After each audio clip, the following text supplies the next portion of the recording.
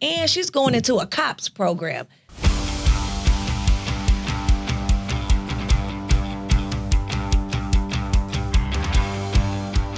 Hello, everyone, and welcome back to Orange Slice Season 3.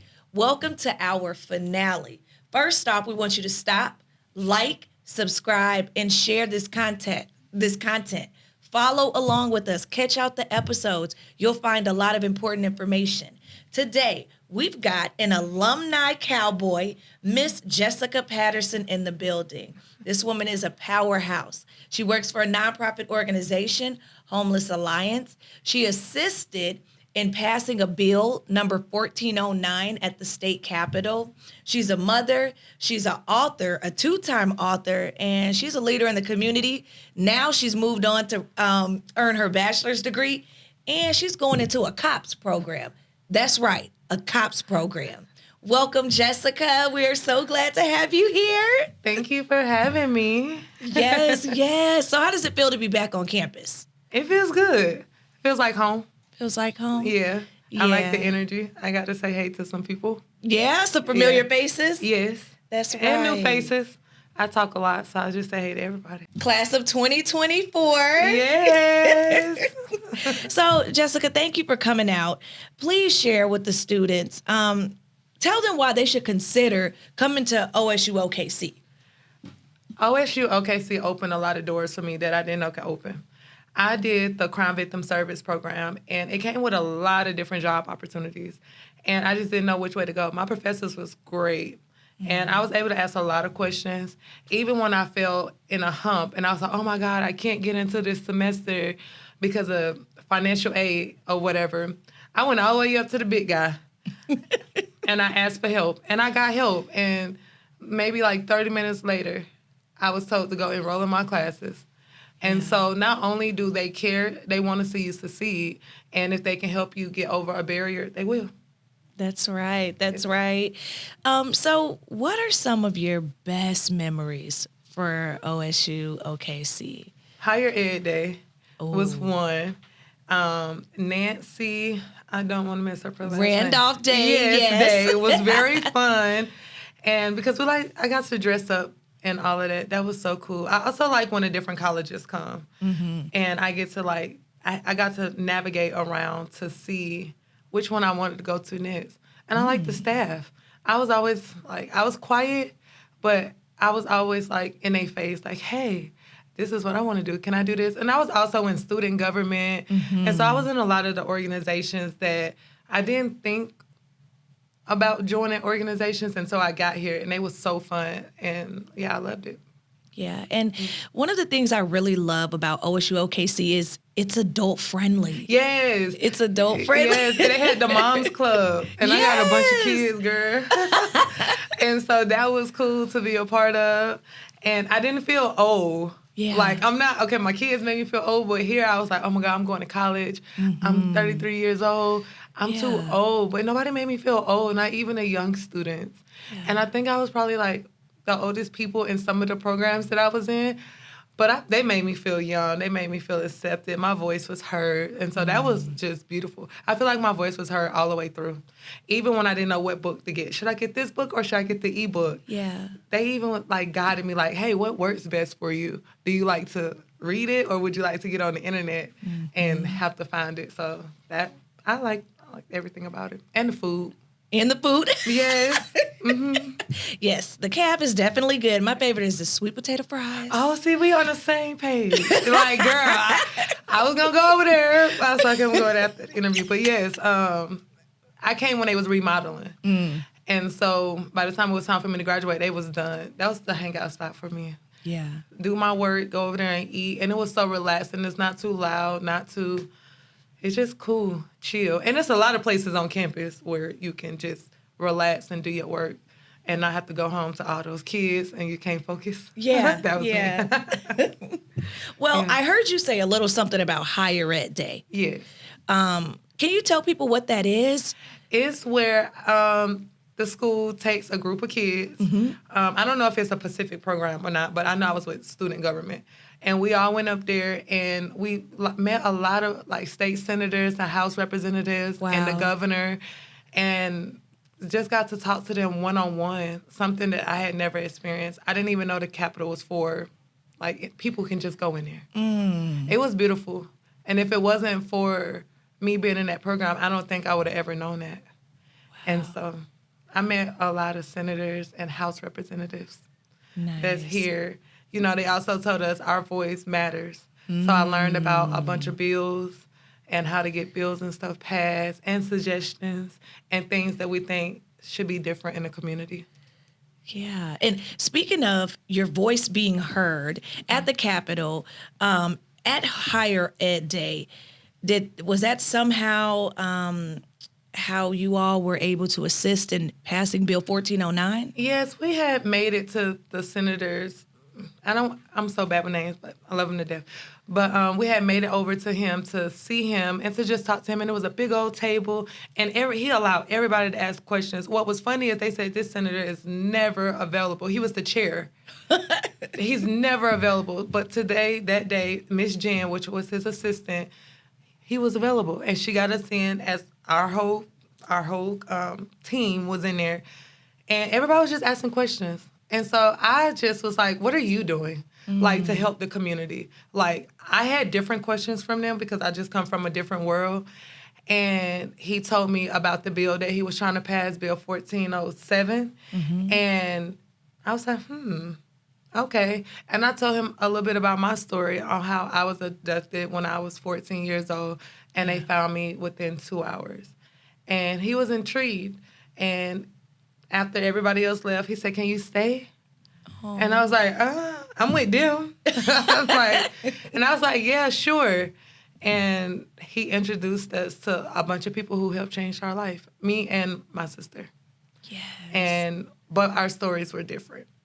And so he used both stories to try to get the bill passed to help save kids that had been abducted. Right. And that was to save them. Instead of waiting 24 hours before law enforcement goes to find them, they would, in fact, start looking for the children within 2 hours, correct? Correct. Wow. And the bill got incorporated into another, like, it's money and stuff, and I don't know all about that, but it got incorporated into another bill and stuff. So, yes, they have a whole team now that goes out before the 24 hours, because there was a lot of kids passing away within that 24 hours. They only take 2 hours to get out of the state of Oklahoma. And so that's what the 2 hour mark is for, that you guys were highlighting. Yes. Okay. To go in and save these kids, you know, because it's not about, everything is always politics. And so that was a senator that I met, was like, let's do the right thing. If this was your child, wouldn't you want someone to immediately start looking for your child versus waiting 24 hours? And I supported that bill. Then as I went along in the Capitol, more and more, I supported many others. Yeah. Well, thank you for that. And thank you for sharing your story and allowing your story to save other children. So we appreciate that more than we can say right now. So, Jessica, let's get into it. Okay. How would you say that attending OSU-OKC changed or influenced you as a person? It changed me and influenced me because I was very silent. Like, I went to another college before this college, and I just wasn't involved in nothing. I was just like, oh, let me do my work. OSU-OKC encouraged you to get involved. I kept getting emails like, you want to sign up for this? You want to be in this? Like, the Black Student Association. I had never even knew that was a thing. And everybody was like, why are you not in this group? And I'm just like, what is it? But I kept getting emails, and so I started signing up. Then I got inside the group for moms. And it just made me feel welcome. Like, if I could have stayed here at this location and got my bachelor's, I would have. Me too. Yes. So hopefully in the future they can bring it over here. Yes. And speaking about the future, now that you're a graduate, 2024 from OSU-OKC, that is the best class yet. I may say that. What is your current occupation? I am a case manager with Homeless Alliance. Wow. Yes. Still serving, still giving back to your community. Yes. How do you feel that OSU-OKC prepared you for the workforce? Well, I was in crime victim services. We had a lot of guest speakers that came in from different organizations. And I feel like that prepared me because I had to pinpoint exactly where I wanted to be. I used to work for the post office, and I wasn't satisfied. I wasn't helping people. I was just delivering mail, which was great, good money. Mm-hmm. But then I was like, no. And I talked to a lot of my professors, and they told us as we go on through the program, we'll know what we like more. So I knew I couldn't do children because I'm too emotional, and I want to save them. And so I wanted to get into the homeless population because I feel like their voice is not heard, and they're discriminated against a lot just for being homeless. And so when I applied, I literally left my federal job and said, you know what, I'm just going to apply. I got degrees, I got everything I need. And I was out of the job for like 2 weeks. I aced the interview. I started a week later. I got a caseload of 18. My team loves me. I bring a lot of diversity to the Homeless Alliance. Everybody there is very sweet. And their core message was like my core message. Everybody deserves to be housed. That's right. Regardless of their background, regardless of what they have done, any criminal stuff. And it's housing first. And that's their motto, housing first. Like, we look past everything else. Now, yes, we do have partner agencies that we have to partner with, but I love what they stand for. And everybody is so sweet.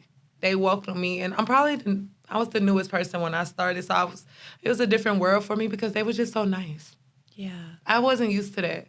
And so I feel like OSU-OKC helped me break out my shell because I'm so quiet. And sometimes I was scared to reach for what I really wanted. And my professor, she really worked numbers. And she's actually over the Crime Victim Service department.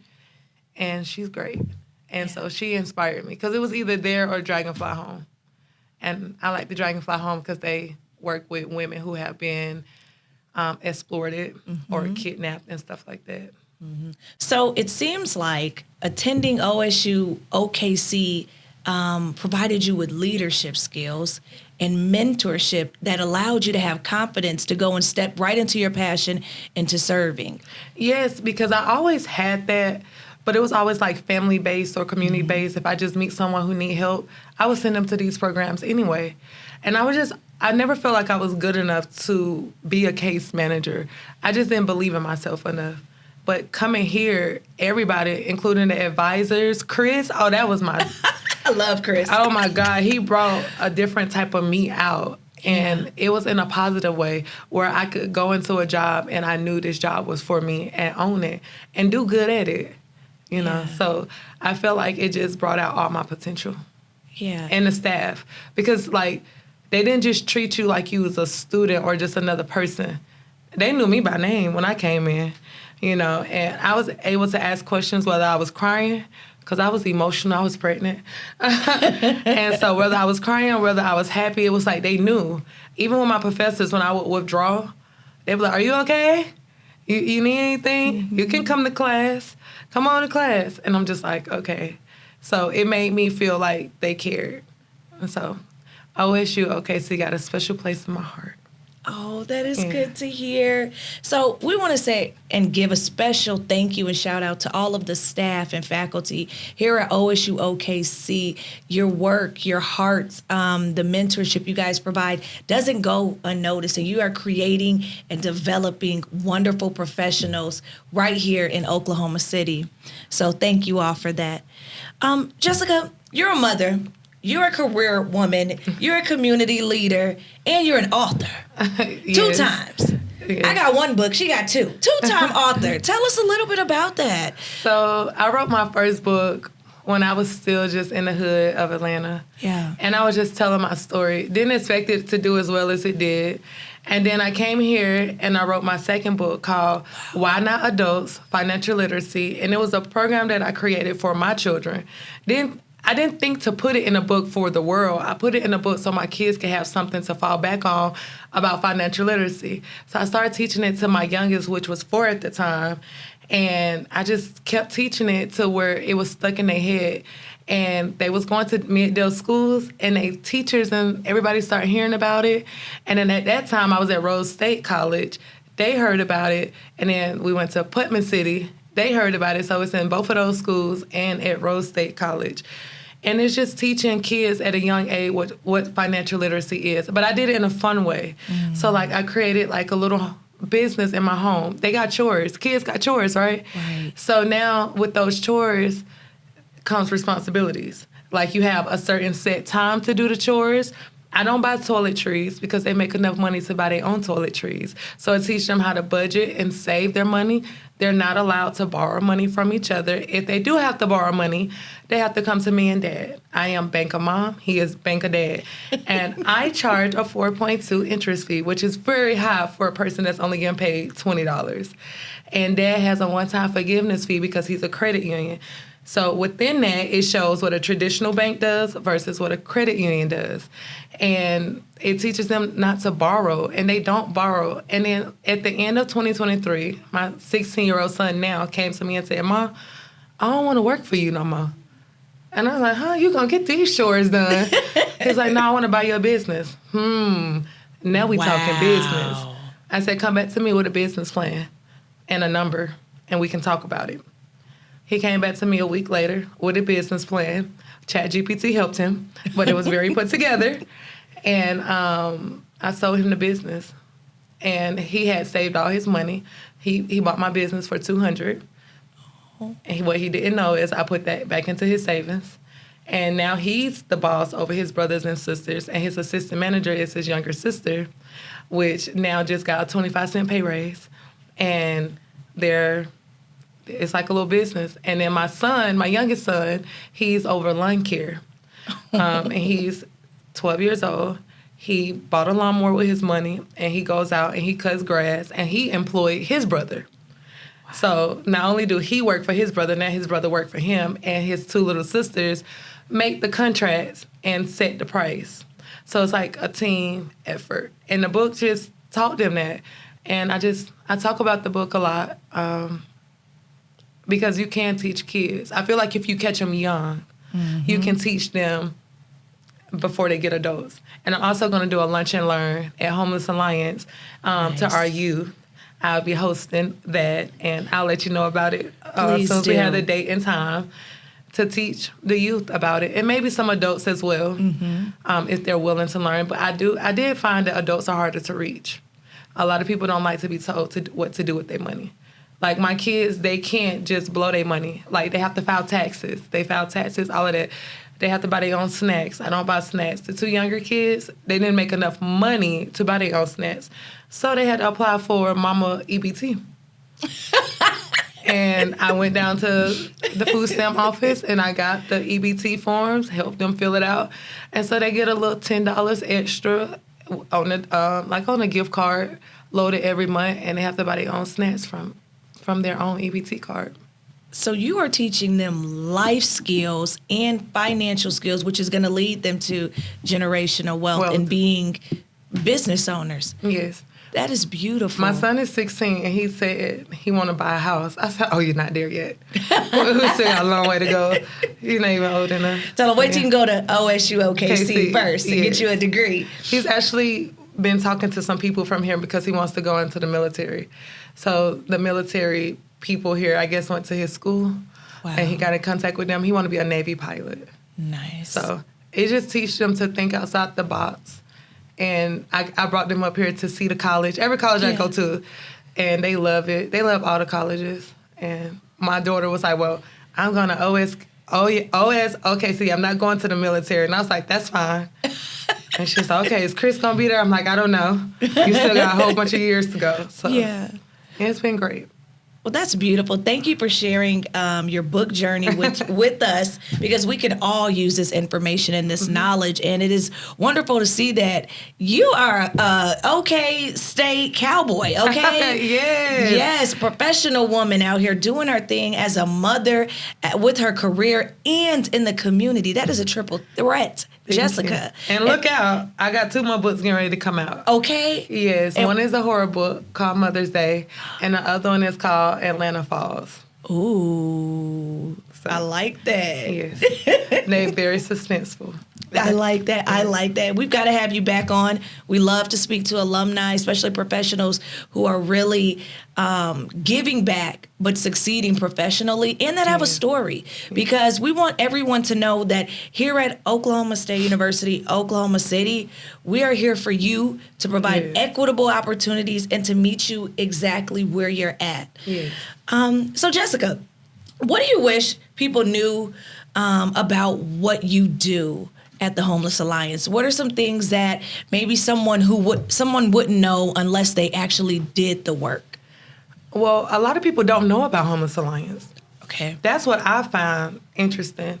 And once I tell them, and then I give them more details about Homeless Alliance and what we stand for, they're very intrigued. Mm-hmm. I think a lot of people think of Homeless Alliance, oh, it just help you, like, it just help people that's on drugs or mental health. No, that's the Mental Health Association. Then you have hope for that. Mm-hmm. We look past all of that. Mm-hmm. We don't care what you're going through. We have our motto is housing first. And as me, as a case manager, coming from the background that I come from, I tell my clients, I'm meeting you where you at.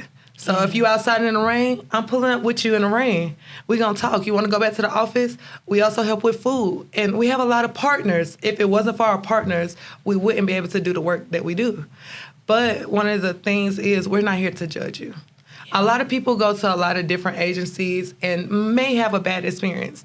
We don't want you to have a bad experience with us. We want you to be able to come back. And even if you graduate the program, you can always come back. You know, like, it's not just we only here one time to help you. And we teach life skills there. We teach you how to manage this house. You know, some people that we work with haven't been housed in 20 years. And so case management come in, we teach you how to keep the house clean. Yeah. We there for you. If you need transportation, we provide transportation. And nothing is out of pocket for the client. Everything is from the Homeless Alliance and your caseworker. And everybody has an individual goal. We do not use the same goal for everybody. We create an ISP and we meet you where you at. And if you want to change your goals on that ISP, you can. You don't have to stick to those goals. We're here for you. And that's how that works. Yeah. Wow, I'm all for Homeless Alliance. And shout out to Megan Mueller. She is doing her thing over there. Yes, that's the CEO, Megan. So, Jessica, as we're closing, you know, graduation is approaching. What are some tips that you have for students who are about to graduate and enter the workforce and enter life on their own, or do what we did and go to the next step and get their bachelor's? Don't be so hard on yourself. It's okay. We all be there. You know, have grace. Ask questions. Ask questions. No question is a dumb question. If you don't know, you just don't know. And guess what? If you start a career and you don't feel like it's for you, it's okay. Start over. It's okay to start over. Come back to your favorite professor. Come back to some of the staff and say, hey, you know what? I want to do this. I want to do that. Don't be silent. Have a voice. And just know that it's your world. Everybody else just live in it. That's right. It's okay. Ask questions, though. Yeah. Wow. So make your voices heard. Get your education. Be open to opportunities. Use your community. Lean on staff. Lean on mentorship. And lean on alumni. We're all here for you. Jessica, we are so thankful to have you come out. This was amazing. You are a professional Black queen. OSU Cowboy woman is doing her thing. Oh, thank you. We love you. You guys, thank you for watching Orange Slice Season 3, the finale with Miss Jessica Patterson. Don't forget to like, subscribe, and share. Bye. Bye.